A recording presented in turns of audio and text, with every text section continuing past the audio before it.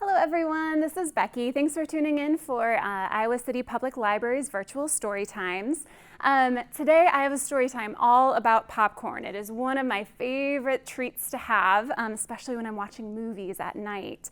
So at home, if you have a scarf or if you don't have a scarf, maybe if you could find a napkin or a Kleenex, go ahead and take it and see if you can ball it up nice and small. I want you to imagine that this is a tiny popcorn kernel.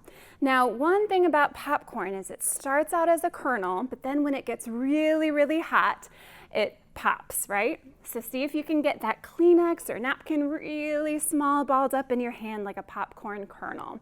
And I will teach you a song about popcorn. Popcorn kernels in the pot, in the pot. Shake them, shake them, shake them, shake them, shake them, shake them, till they pop, till they pop. All right, let's try it again. See if you can get your napkin balled up really small like a tiny popcorn kernel. And let's see if we can make some popcorn. Popcorn kernels in the pot, in the pot. Shake them, shake them, shake them, shake them, shake them, shake them, till they pop, till they pop. Nice job.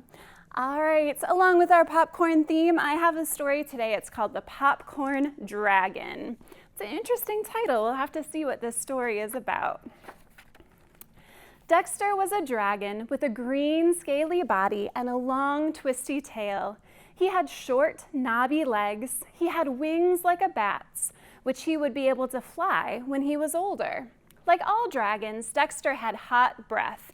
When he got mad or excited, he breathed extra hard and his breath grew extra hot. One day, Dexter felt sad because he had no one to play with. He was so sad that he sighed a deep sigh. Out of his mouth came a cloud of smoke. "Why, look at me," said Dexter. "I'm blowing smoke." He could hardly believe it. He sat still and breathed hard, and sure enough, smoke was coming out of his mouth. Dexter cried, "I never knew I could blow smoke." So he ran to his mother, panting for joy, and he shouted, "Look at me, blowing smoke." He ran to the edge of the river where he could see himself in the water. He said, "Just look at that smoke." And he thought, "I'm going to show all of the other animals how I can blow smoke." Dexter began to stroll up and down. He huffed a little smoke here and he puffed a little bit of smoke there, and if blowing smoke was just nothing to him. And after a while, he saw the other animals, the giraffe, the zebra, the elephant, peeking at him from behind some rocks. The giraffe, the zebra, and the elephant all came out and watched Dexter blowing smoke. Their eyes nearly popped out of their heads. Dexter blew smoke until he looked like a bonfire. Pretty soon, the giraffe slipped quietly away and hid behind a rock. He said, "Woof," trying to blow some smoke like Dexter, but he couldn't do it.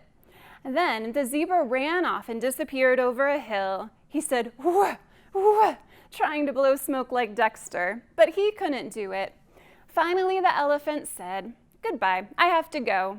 And he trotted off into the woods and went, "Whoo, whoo," trying to blow smoke out just like Dexter, but he couldn't. So he just said, "Pooh, who wants to blow smoke anyway?" They all came back and watched Dexter out of the corner of their eyes to see how he did it. Dexter was delighted. He said, "I can blow smoke and you can't." Dexter pranced around showing off. He chased a yellow butterfly with his smoke. He puffed a cloud of smoke at a green grasshopper. He scared a striped chipmunk with his smoke. He even puffed a small puff, accidentally of course, right at the other animals. The smoke felt rather warm to the other animals. So the giraffe said, "You stop it," and the zebra said, "I'm going home." Dexter stopped blowing smoke. He thought, "I don't want them to go home." He said loudly, "Oh, I guess I won't blow plain smoke anymore. I think I will blow smoke rings." So he stuck his head straight up in the air and blew smoke rings. The other animals just had to watch Dexter blow the smoke rings. They moved back a little bit so they wouldn't get scorched. They watched until they were so envious they could hardly stand it. Finally, the elephant said, "Certainly is silly blowing those smoke rings," and he started to stalk away. Dexter stopped blowing smoke rings. He thought, what can I do to make them stay? He said loudly, oh, I guess I won't blow plain smoke rings anymore. I think I will blow smoke rings around my tail. So he turned his head and he blew smoke rings around his tail. And the animals were so envious, not knowing how Dexter's nose had hurt from that smoke, that they couldn't bear to watch one more minute. The zebra said, that Dexter is always showing off. The giraffe said, we don't like him, do we? And the elephant said, come on, let's go. When Dexter saw the other animals actually going, he stopped blowing the smoke rings. Suddenly, he remembered that he just wanted someone to play with. So he called out hopefully, want me to come with you? The giraffe said, no, they didn't. Dexter watched them go. Then he went home and said to his mother in a forlorn voice, I haven't got anything to do. His mother said, blow some smoke. I don't feel like it, said Dexter. And his mother said, go play with the other animals. They're not going to play with me, said Dexter. You must have been showing off, his mother said. Dexter wandered down the road to where the other animals were playing. He did wish he could play too, and he sat down to watch. The zebra shouted, we don't like you, go away.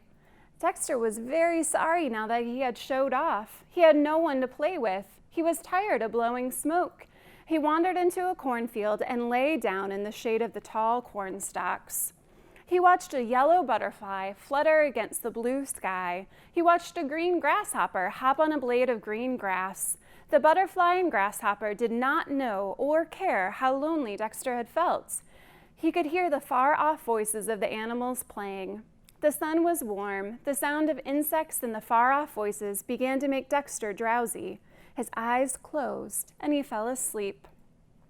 Dexter began to dream that fireworks were going off. Then he dreamed the most delicious smell in the world, and he woke up and he heard a pop, pop, pop. Popcorn, cried Dexter. Right under his nose was an ear of corn that had fallen off the stalk onto the ground. Dexter's hot breath was popping the corn on the ear. Pop, pop, pop, the kernels came popping out. Dexter reached out and gobbled some. Crunch, crunch, smack, gobble, gulp. That is so good, said Dexter. Soon, the popcorn on the ground was all gone. Dexter wanted some more. He stood on his hind legs and pulled the husk off an ear of corn on a corn stalk. Then, very carefully, Dexter breathed his hot breath on the ear of corn. Pop went the corn. Pop, pop, pop. And the crisp white kernels fell in a shower. The popcorn smell began to drift through the air. The giraffe, the zebra, and the elephant stopped their playing. They said, popcorn. So they put their noses up in the air and went sniff, sniff toward the smell. Wonder if Dexter has a good idea about how he can get these friends back. Now, when Dexter looked up from his crunching, they were peeking through the corn stalks. Dexter swallowed the popcorn, and he said quickly, have some? The giraffe, the zebra, and the elephant cried, but you've eaten it all up. Dexter just said, I can pop some more. So he moved eagerly along the row of corn stalks to a new place and quickly pulled off some of the husks. His hot breath started to heat up the popcorn. The popcorn fell all around. The animals crunched and munched, and soon the popcorn was gone. Dexter said quickly, for fear that they would go away, I'll pop some more if you want. The animals looked at each other. The giraffe said, that Dexter is very nice when he doesn't show off. The zebra said, let's ask him to play with us. The elephant said to Dexter, want to play with us, Dexter? Dexter cried, okay. He was so delighted that before he knew it, he breathed a little hard, and out came a cloud of smoke. But Dexter quickly turned his head to the side. Oh, excuse me, please, he said politely. And when they had played until they were hungry, Dexter made more popcorn. So that is the story of the popcorn dragon. And to end our story time today, I thought we'd make some more popcorn. And you can see here that I have some kernels. Let's go ahead and count these. There's 1, 2, 3, 4, 5. Can you go ahead and show me 5 fingers for our kernels? All right, let's imagine that they're sizzling in a pan and getting ready to pop. 5 little kernels sizzling in the pan. All of a sudden, one went bam. How many kernels left in the pot? 4 little kernels yet to pop. 4 little kernels sizzling in the pan. All of a sudden, one went bam. How many kernels left in the pot? 3 little kernels yet to pop. Can you show me 3 fingers? 3 little kernels sizzling in the pan. All of a sudden, one went bam. How many kernels left in the pot? 2 little kernels left to pop. 2 little kernels sizzling in the pan. All of a sudden, one went bam. How many kernels left in the pot? 1 little kernel left to pop. 1 little kernel sizzling in the pan. All of a sudden, it went bam. How many kernels left to pop? 0 kernels left to pop. All right, thanks so much for making some popcorn with me. We'll see you next time.